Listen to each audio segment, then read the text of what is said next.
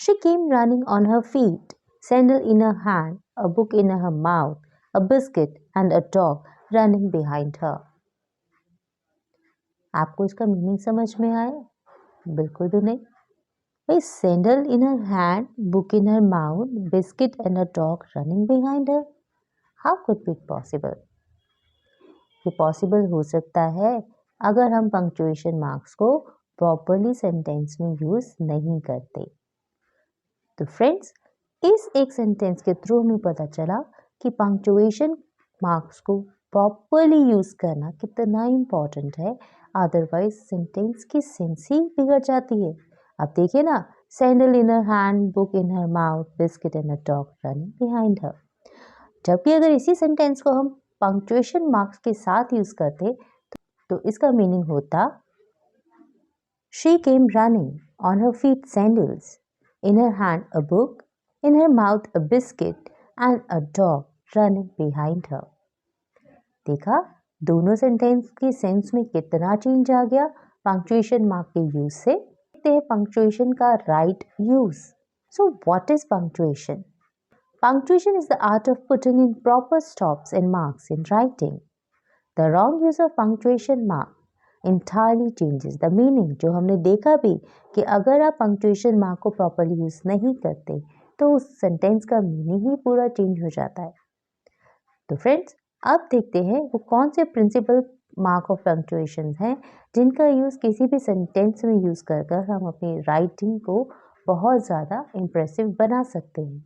Principal mark of punctuation are full stop, comma, semicolon, colon, interrogation mark that is the question mark, mark of exclamation जिसे sign of exclamation भी कहते हैं, apostrophe, inverted comma, hyphen and dash। और अब शुरू करते हैं इनके करेक्ट यूजेस को। तो सबसे पहले सीखते हैं कैपिटल लेटर के यूज को कि कैपिटल लेटर्स कब कहाँ सेंटेंस में यूज किए जाते हैं। So capital letters are used to begin a sentence. किसी भी सेंटेंस के बिगिनिंग के लिए कैपिटल लेटर्स का यूज किया जाता है। All proper nouns and adjective derived from them. For example, India, Indian, Russia, Russian।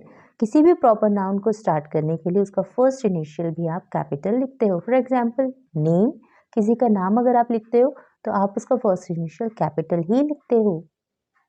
The first word of the reported speech, he said to me। तो रिपोर्टेड स्पीच के first word को भी आप capital ही लिखते हैं।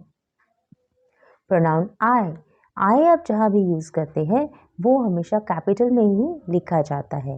Names, days of the week and the month of the year. Weekday या month के नाम को यूज कर रहे हैं तो उनका फर्स्ट इनिशियल भी कैपिटल लिखा जाता है। इसी तरह languages, for example English, French, Hindi, Persian, Italian, इनके फर्स्ट इनिशियल भी कैपिटल होंगे। Subjects, physics, maths, chemistry, biology, कोई भी सब्जेक्ट आप लिख रहे हैं तो उनका फर्स्ट इनिशियल भी कैपिटल होगा। Religion and sects, Hindu, Hinduism, Sikhism, Islam, तो इन सब रिलीजन और सेक्ट्स के फर्स्ट इनिशियल भी हमेशा कैपिटल लिखे जाते हैं। Institutions, the Delhi university, IIT Kharagpur, the Punjab university, तो किसी भी इंस्टीट्यूशन का फर्स्ट इनिशियल भी कैपिटल होगा। जस्ट लाइक दैट, अगर आप न्यूज़पेपर, मैगजीन और बुक्स का नाम लिख रहे हैं तो उनके फर्स्ट इनिशियल भी कैपिटल ही होंगे। The Times of India, the Reader's Digest, the Gita. Rivers, mountain, lakes and oceans के नेम भी फर्स्ट लेटर कैपिटल ही लिखे जाते हैं। The Atlantic Ocean. इतना ही नहीं, इंपॉर्टेंट हिस्टोरिकल इवेंट्स में भी फर्स्ट इनिशियल कैपिटल ही लिखा जाता है। The Second World War, the Industrial Revolution, the Battle of Plassey, तो हिस्टोरिकल इवेंट्स के फर्स्ट इनिशियल भी कैपिटल लिखे जाते हैं। फ्रेंड्स, अब सीखते हैं use of full stop. Full stop हम कब लगाते हैं? To mark the end of the statement. Statement की एंड पर किसी भी स्टेटमेंट, आप कह सकते हैं किसी भी सेंटेंस को एंड करते वक्त अगर वो सेंटेंस अफर्मेटिव है या पॉजिटिव सेंटेंस आप कह सकते हैं तो उसकी एंडिंग में भी फुल स्टॉप लगाया जाता है। For example, he is a hard working man, तो हार्ड वर्किंग मैन आपका एक पॉजिटिव सेंटेंस है, उसको एंड करेंगे फुल स्टॉप से। To mark abbreviations and initials, abbreviation में भी फुल स्टॉप का यूज किया जाता है, MLA, MP, PM. Now we see the use of comma.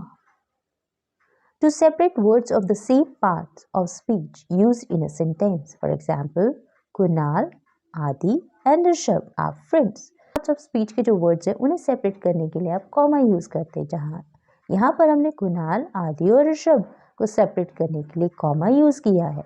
Separate a reported speech from the reported verb. Repeat और reported verb को separate करने के लिए भी हम comma use करते हैं. The teacher said to the students, the earth revolves around the sun. So reported speech और reported verb को separate करने के लिए comma use किया जाता है. Mark of yes, no, will, etc. अगर आप अपने sentence में yes, no या will word use कर रहे हैं तो उनके साथ भी comma ही use किया जाता है. For example, will, I shall wait for you. Yes, I shall help you. क्योंकि ये comma हमें बताता है कि हमें यहाँ एक small pause लेना है. To separate the date of the month from the year. Date of month को year से separate करने के लिए भी comma का use किया जाता है. April 20, 2022. To separate the number and street from the place in the address or heading of a letter. जब आप letter की heading में address लिखते हैं 12A, sector 2, द्वारका, तो जब आप letter के heading में address लिखते हैं, in general address लिख रहे हैं, वहाँ नंबर और स्ट्रीट को सेपरेट करने के लिए भी कॉमा का यूज किया जाता है. The use of inverted comma. Inverted commas are used to mark off a reported speech. For example, the teacher said, comma, inverted commas begin, the earth revolves around the sun, full stop, inverted commas close. So reported speech में भी हम inverted commas का use करते हैं.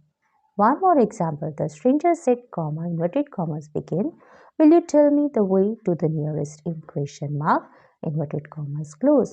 So reported speech को हमेशा inverted commas में ही enclosed किया जाता है.